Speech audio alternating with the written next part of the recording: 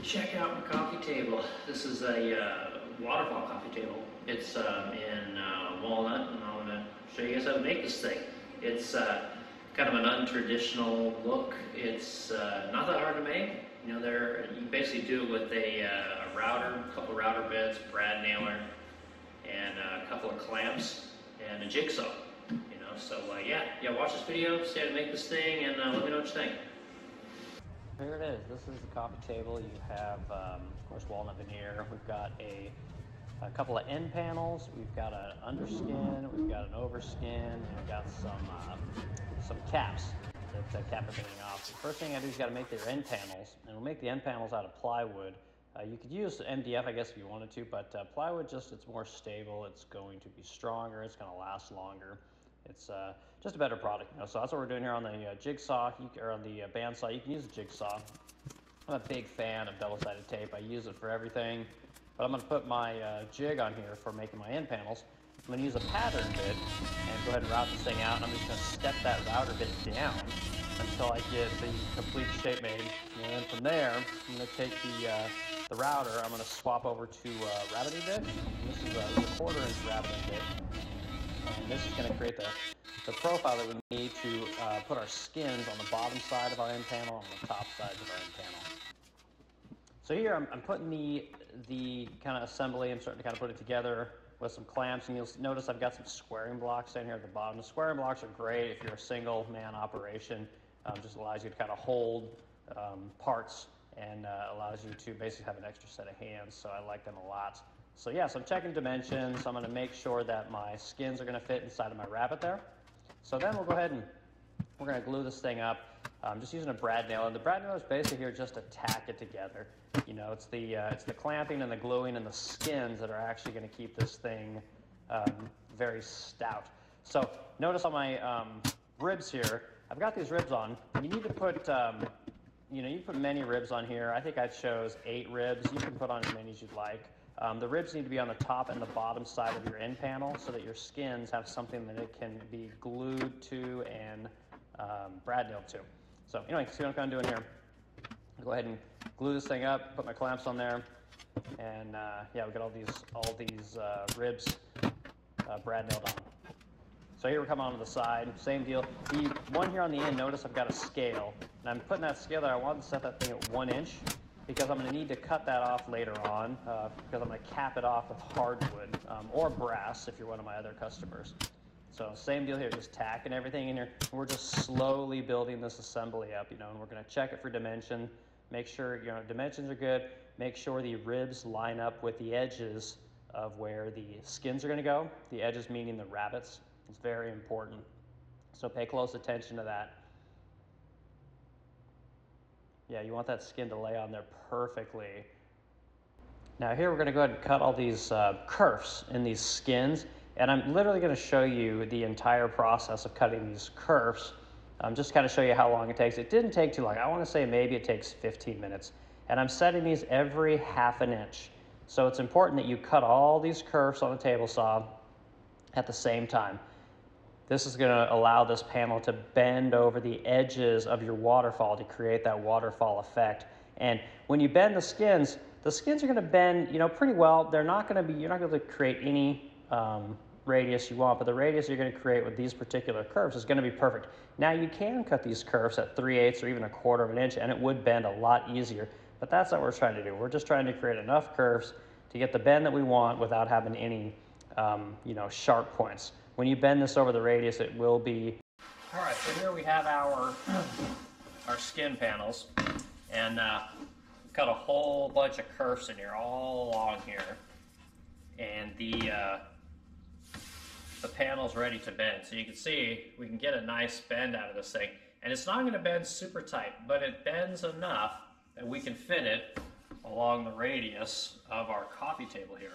The important thing to know about what we have going on here is the back side is nice and smooth.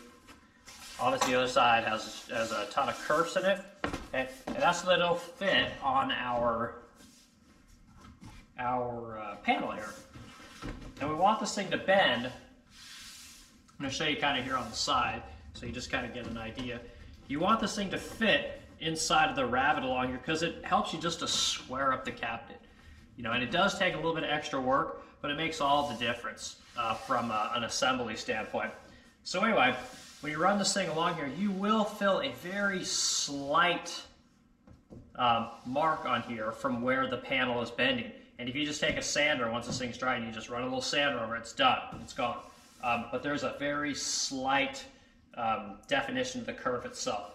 So anyway, the curves we put in here are 1 inch spaced, okay? And these 1 inch curves allow this panel to bend just enough to run it along our coffee table. It's very important. You could put in 3/8 curves. You could even probably put in 1/4 inch curves, but it's not necessary. It's going to cause you a bunch of extra work. It will be much flimsier. It will bend easier for sure, but as you're cutting it, the panel itself will be flimsier. This panel you can run through the saw easily. You don't have to worry about keeping it flat. It stays flat on its own. So I find that 1/2 inch is a pretty good number for this particular project. You know, so anyway, so cutting curves is cool. It's a great way to be able to skin a cabinet with complex shapes, and then you can veneer the thing. You know, which you can veneer any kind of wood you want. So anyway, that's how you do this. All right, we're going to look over our assembly, and we're going to make sure that there are no nails sticking out, there's no glue sticking out, anything that is going to keep us from laying the skin on top of this coffee table, and on of course, the bottom side of the coffee table as well. So we've got to check for, like I said, maybe there's wood chips, there's your router didn't give a really good rabbet, there's anything that we think would just, like I said, impede us from having a nice smooth process for putting this skin on. There's nothing worse than trying to do something that is time sensitive and then running into a problem, and you got to take it all back apart, clean your glue up, or your mind's racing because you're trying to, again, because it's a time crunch, you're trying to get the thing done. So anyway, it's just get it all done now, that way you don't have to worry about it later on. So anyway, yeah, assembly in this case looks really good. I don't see anything sticking out. Everything looks nice and flush. I sanded off any nails that were sticking out or any obstructions in the wood. So yeah, we're looking pretty good here. The structure itself feels very solid. It's very square because, again, at the very first part of the process, we labeled everywhere. We made lines for where we wanted all of our ribs to go, and we did that on both parts at the same time, so that when we were gluing our ribs up, it basically makes the assembly go pretty square because, again, we have thickness in our ribs, so it makes it much easier to, again, square everything up. And we've checked it with our skins as well, just to see how they lay on the radiuses, and it lays really well on the radius, which I'll show you that in a minute. So anyway, this thing looks like it is ready to go ahead and glue the skins on. All right, so here we're going to go ahead and test fit these curved panels. I'm putting this one on the inside, and I'm going to make sure that the bottom of the panel is in the center of that rib that you see at the very bottom. Now, it's important that this is in the center because it's going to give you a great point to brad nail this in place when we start gluing. So also notice all of the spring clamps that I'm using. There are strips of wood that I use on the back side that are 1/8 inch thick that I'm using to bend and spread out the load from the spring clamps. And once again, I'm pointing out this center line between the rib there. It's very important that you mark those out before you start gluing. So here we're going to go ahead and start gluing this thing up. I put a lot of glue on here, pretty generous with the glue. I'll get a brush here, and we'll spread this glue on with a brush, but I do put it on fairly thick. If there's any gaps or anything like that, I want to make sure those things get filled up as best as possible. So notice that, yeah, I'm putting it on very generously. I'm reiterating that because it's super important. There's no sense in skimping here. You can always clean off any excess glue.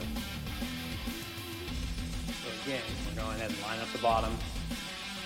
We're making sure that our piece fits inside of our two rabbets on the front and back end panels.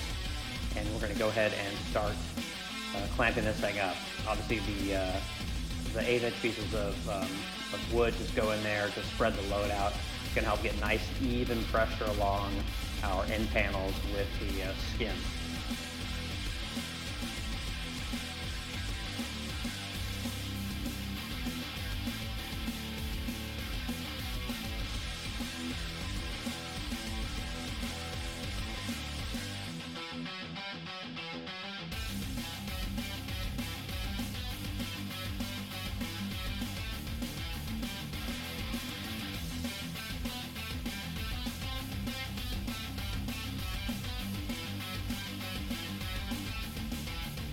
same deal on the other side. We are, again, applying our glue with our brush, put it on very generously, and we'll go ahead and we will fit this piece in there just like the other side. Start at the bottom, clamp both sides up, working your way up.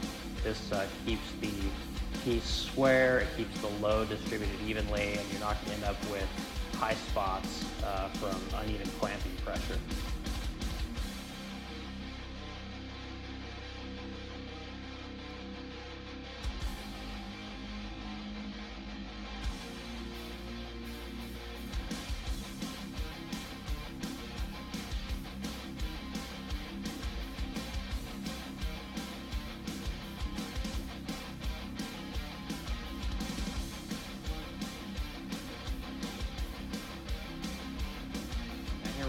Center panel, same deal.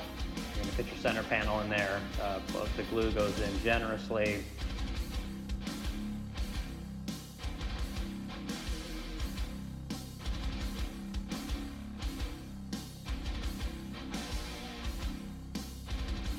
We spread it. We'll go ahead and apply the panel on there, and then we'll make sure that we brad nail the heck out of it so that it stays in place. The important tip now is you can see here that I have added myself a center line here on my rib, okay, and I've transferred it along here, and I've carried that all the way over to here, and I've done it as well right here and there. Now that is going to make sure that when you put this skin on, this skin is nice and square, and that it will lay over nice and easily. You want to keep things nice and square, as square as you possibly can. So that is what we're about to do next.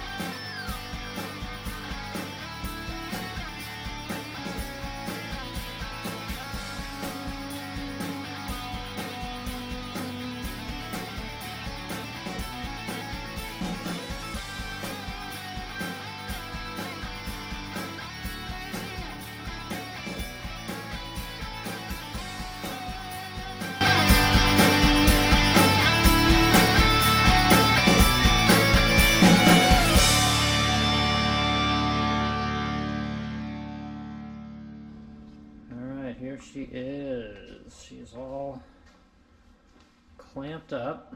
The outside skin is on. And yeah, looks good. So let this thing dry. The outer skin has to dry significantly longer than the interior skin. The inside, when you glue up the inside, just by virtue of the way the glue will hold, when it's on a concaved surface like this, it holds much better. It takes a lot less glue to make this thing work, whereas with the outside skin, it naturally wants to flex out, and so you need all of your glue strength to hold this thing on there. So it's very important that you give it a good 3 to 4 hours to dry, and let it dry overnight if possible, because it's just paramount that that particular skin is very dry. So here we are cutting off the excess material Remember previously in the video, I had that 1-inch mark. So we're cutting it off to that. Now we're gonna sand all of our skins up to that rib. You can do this with your little orbital sander, it goes pretty quick.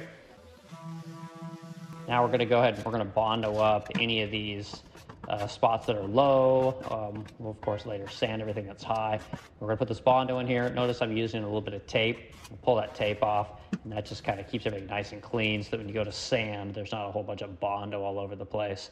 So yeah, I'm gonna sand this thing by hand in the radiuses probably, and then you can use your orbital sander kind of in the flat spots, but it's just kind of, you just got to work hard. All right, let's go ahead and cut our veneer out using our upholstery shears and razor blade. You could use the original tool to map out kind of where you want this veneer to be cut out. You're going to lay the cabinet on top of the veneer, trace it out, and this is going to be a reference for when you actually go to veneer the cabinet. These pencil lines will be very helpful. All right, so you're gonna need some mixing cups for your contact, and you're gonna need a brush, trim the bristle, excuse me. You need some contact adhesive. This is a Wilsonart 951 product. You need to agitate your contact adhesive, it's very important. The veneer needs to be lightly sanded with a little bit of 80 grit sandpaper. It's important to make sure that the surface is all nice and flat and there's no buildup of any kind. You go ahead and blow the thing off and then wipe it down with a little bit of acetone on a rag. And this gets any kind of oils or contaminants off of the veneer, and you want to do this for the cabinet as well. It's very important. So now we'll go ahead and spread all over glue using our brush, of course, and spread it onto the end panels. We're going to do the end panels first, then we'll do the lower skin and the upper skin. But we're going to apply the contact to the veneer, give it a good 15 minutes to cure. You're going to line up your veneer. Make sure you have reference points on there so that it makes it easy to put that veneer right where you want it. It's very important. So we'll go ahead and we'll roll that veneer really well with, I think it's a 2-pound roller, and then we can go ahead and router off all the excess material. Now it's going to be important that when you're sanding this veneer, you sand it nice and square. And I like to use a block. There's no sense in getting in a hurry. Now we'll go ahead and we're going to roll out our veneer for our upper and lower skin. And I'm going to do all my measurements, make sure that I look for the correct grain pattern that I want to show on my piece. Grain is very important. Then I'm going to cut this thing to the length. There's no sense having a whole bunch of excess, so you can just wrap your tape measure on there. But again, you'll see same process. We're taking everything, we're sanding it, we're blowing it off. We're going to wipe it down with acetone. And here I'm making all of my marks to square everything up. It's very important that you go ahead and take the time to pre-mark everything, because when you go to contact this thing, you're going to make sure that you have all your ducks in a row. So now we'll go ahead and we're going to spread out all of our contact adhesive on our piece. And this is a roller, and I did this just because for kind of DIYers and people at home that don't have access to a spray booth or a spray gun, this is a good way to do it. A spray gun is obviously going to be your best method, but this method worked out pretty good. I was actually real happy with the results, and I probably would do it again. Now here we're going to go ahead and spread it out in my paint booth. Again, a spray gun is so much better, but the results of this are fantastic, and anybody would be happy with this. I sell these coffee tables, and my customers are very happy with the product. It's a great result. So here you're going to want to lay out your veneer on these are basically 1/4-inch sticks, and this is going to keep your veneer from sticking, right? You don't want your contact adhesive to touch. And you'll ease out those sticks, and then slowly work this veneer on the radius. Take it nice and slow. You're in no hurry, and make sure that everything's in there nice and tight. Then we'll go ahead and we'll hit it with our roller. We're going to make sure that, again, that contact is on there nice and tight. That weighted roller really helps to get that pressure on there so that veneer doesn't come up down the road. Now that our veneer is all stuck and rolled, we're going to cut off the excess, and we'll bust out our trim router. We're just going to trim route off all the excess material on this lower. And the idea here is just to trim it all off. Don't worry so much about sanding it. We're going to end up sanding both sides of the skins a little bit later. We'll probably go ahead and sand the ends here just to clean up make sure there's nothing sticking over as far as the veneer goes. We're going to move on to trimming up the piece for the top. And again, make sure all your grains line up the way you want, and make sure you get a good piece for your customer. So you're, of course, going to trim it off. We don't need any more material than is necessary. Cut it to length. and get the thing to line up exactly where you want it. And just like before, we're going to sand, we're going to blow it off, we're going to wipe this thing down with acetone, get all those contaminants off there. Of course, same thing for the cabinet. You want a very clean surface when you're doing your veneer work. So just like before, take this thing and we're going to put all of our glue on here using our roller. And these are just, I think, little 4-inch rollers from Sherwin-Williams. They seem to work pretty well. You want to get the knit ones, don't get those little foam ones because the foam will get eaten up by the contact adhesive. So anyway, spread all that stuff on here, and again, we're going to let it set for a good 15 minutes until it's tacky. And put our sticks back up there just like before, so that when we put that veneer on there, it doesn't stick to the contact adhesive, and we can place it exactly where we want it. It's very important that you place that veneer. So on the end, you see I put a little bit of craft paper on there to help keep that veneer from sticking. So anyway, so we line up exactly where we want that veneer to go, and just like before, we're going to roll it, and we're going, or excuse me, press it on there, and just very slowly work that radius and work it all the way over until we get to the very bottom. Then we'll go ahead and we'll start rolling after we do this all by hand. But again, take your time. It's not a race. You've done all the prep work correctly. You should not be in a hurry to get this done. Everything should go on there nice and smooth. All right, here we are. We're back to our trim router. We're going to trim off all of our excess material just like before. And we're going to get all the material trimmed off so that we can move on to the sanding phase, where we're going to end up sanding all of this veneer flush to the end panels. Again, just like before, here we are sanding, always sanding. Makes furniture, you just sand all the time. And that's just how it goes, and it's a slow process, but it's going to look beautiful in the end. Now with sanding here, I'll use 150 grit to kind of get it close, and then I'll use the 150 to get to where I'm happy, and then I'll move up to the 220, and I'll 220 sand it. And that's generally as high as I go. You can go as high as 320. 320 is fine as well. 220 is all I do. Next, we're going to, again, wipe off with the acetone. We want to get all the glue off there, because when we spray this thing with clear coat or we stain it, that contact adhesive doesn't like stain or lacquer. So you need to get all that off there. And again, you'll wipe off any other contaminants, pencil lines, things like that. Acetone is great. So now we're going to, just like before, we're going to flat sand the bottom. And move it over to the painting phase, where I opted to spray this piece with clear coat, and it's going to look nice. So here I'm going to quickly show you the sanding and buffing process. I sanded this with 800, 1500, 2000, and then 3000. It's a little bit of a long process, but it is what it is. You can get away with just doing 1500, 2000, and 3000 if you wanted. It's entirely up to you.